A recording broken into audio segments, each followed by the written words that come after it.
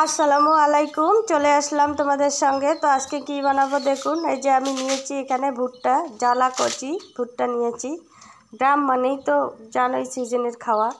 তো ভুট্টাগুলোকে চুলিয়ে নিলাম। আর এখানে নিয়েছি ছাপলা সয়াবিন 2 প্যাকেট।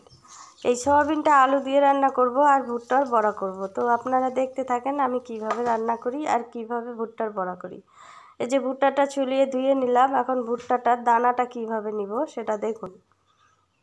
একটা ছুরি নিয়েছি, ছুরির সাহায্যে এইভাবে দানাটা জ্বালা জ্বালা কচি কচি দানাগুলো আমি নিব, সবগুলোই নিব। এইভাবে নেওয়া হয়ে গেলে আমি এটা শিলনোড়ায় বেটে নিব ভালো করে। এটা বেটে নিব। এখন বেটে নেওয়া হয়ে গেছে। এখন আমি এই সয়াবিনটা ভিজিয়ে রাখছিলাম সেটা তুলে নিলাম, ওটা রেখে দিলাম। কড়াই বসিয়ে দিলাম, তেল দিব। এখন কড়াই গরম হবে। তার আগে এটা দিলাম, এটা কি জানেন? এটা হচ্ছে আলো চালের বাটা। আলো চাল ভিজিয়ে বেটে নিয়েছি পরিমাণ মতো, আর একটু আদা বাটা। এখন পেঁয়াজ কুচি আর কাঁচা লঙ্কা কুচি এখানে দিয়ে দিব।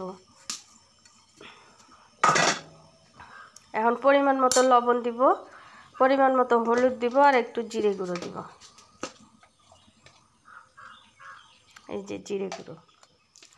কড়াই গরম হয়ে গেছে, তেল দিয়ে দিব। এটা সরষের তেল। আর এটা আমি এদিকে ভালো করে মেখে নিব।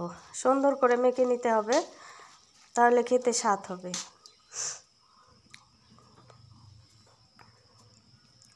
এখন এভাবে ভাজবো।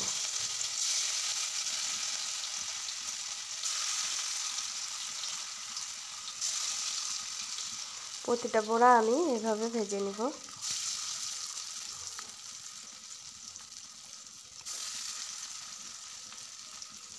একবারে হবে না, আমি দুবারে ভাজবো। এখানে বেসন টেসন কিন্তু আমি কোনো কিছু অ্যাড করি নাই, শুধু চালের গুঁড়ি দিলাম। তাও কাঁচা চাল বেটে নিয়েছি আমি, আর কাঁচা জ্বালা কচি ভুট্টার দানা। বাড়িতে ট্রাই করবেন। এখন তো চতুর্দিকে ভুট্টা আর ভুট্টা। এখন কিন্তু ভুট্টার সিজন, আর ভুট্টার অনেক রকমের অনেক কিছু খাওয়া যায়। তো আমি আজকে তো বড়া করাইলাম। এভাবে বড়াগুলো ভেজে নিব। খেতে দুর্দান্ত স্বাদ। বাড়িতে একটু করবেন, দেখবেন খেতে খুবই স্বাদ। ছোট থেকে বড় সবাই খাবে। বাকিটাও এভাবে ভেজে নিব।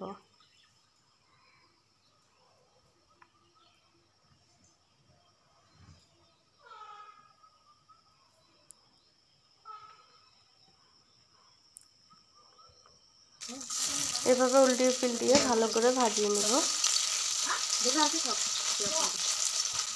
আস্তে আস্তে ঠেসে দিলাম যেন ভিতরে কাঁচা না থাকে। তো আমার ভাজা হয়ে গেছে। আর এখানে যে তেলটা বাঁচলো, এই তেলের মধ্যে আমি এই ছাপলা সয়াবিনটা ভেজে নেব। এই যে আমার বড়া রেডি। এখন আমি সয়াবিনটা এই তেলের মধ্যে ভেজে নেব। এখানে একটু লবণ আর পরিমাণ মতো একটু হলুদ দিয়ে এটাকে হালকা করে ভেজে নেব।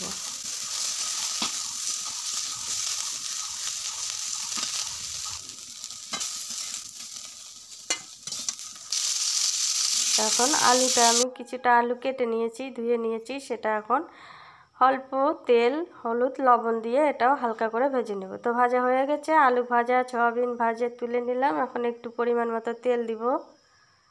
যে যেরকম খান সে সেরকম দিবেন। একটা পেঁয়াজ আমি কেটে রেখেছি, সেটা দিয়ে দিলাম। পেঁয়াজটা ভাজা করব। পেঁয়াজটা ভাজা হতে হতে এখানে আমি অ্যাড করব হাফ চা চামচ আদা বাটা, হাফ চা চামচ রসুন বাটা। তার আগে একটা আমি তেজপাতা দিয়ে দিলাম। এখন দিব হাফ চামচ রসুন বাটা, হাফ চামচ দিব আদা বাটা।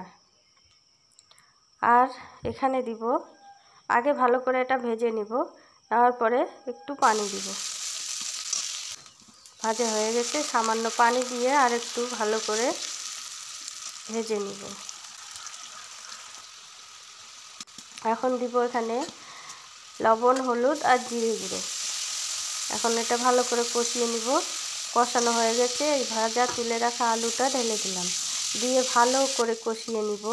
কষানো আমার হয়ে গেছে। এখন আমি পরিমাণ মতো পানি দিয়ে এটাকে ঢেকে রাখবো কিছুক্ষণ। সিদ্ধ হয়ে গেলে তার আগে 2টা কাঁচা লঙ্কা দিলাম। এখন ঢেকে দিলাম। তুলে নিয়ে দেখাচ্ছি। এই যে এখন সয়াবিনটা দিয়ে দিলাম। এখন ভালো করে কিছুক্ষণ কষিয়ে নিব। আর কষানো হয়ে গেলে আমি ঝোলের জন্য পরিমাণ মতো পানি দিয়ে দিব। তার আগে একটু লঙ্কার গুঁড়ো দিলাম কালার আসার জন্য। এর আগে কিন্তু 2টো কাঁচা লঙ্কাই দিয়েছিলাম, আর কোনো লঙ্কা বাটা কিছু দেইনি। তো এখন পরিমাণ মতো ঝোলের জন্য পানি দিব। এটা আমি ঝোল ঝোল করব, কারণ বড়া করেছি একটু ঝোল ঝোল। আর দিলাম গরম মশলা। আমার রান্না রেডি। বাড়িতে এভাবে ট্রাই করবেন, দেখবেন খেতে ভালো লাগে। ছোট থেকে বড় সবাই খায়। সয়াবিন খুবই ভালো লাগে এভাবে রান্না করলে। মাছ মাংস আর লাগবে না তোমার, এইটা দিয়েই খেয়ে নেবেন পেট ভরে।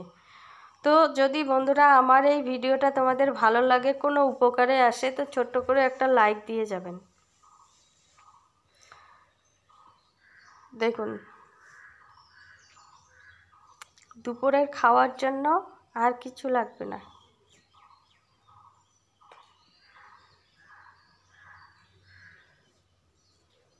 যদি ভালো লাগে একটা ছোট্ট করে লাইক দিয়ে যেন, নতুন বন্ধু মনে করে, ছোট্ট পরিবার মনে করে।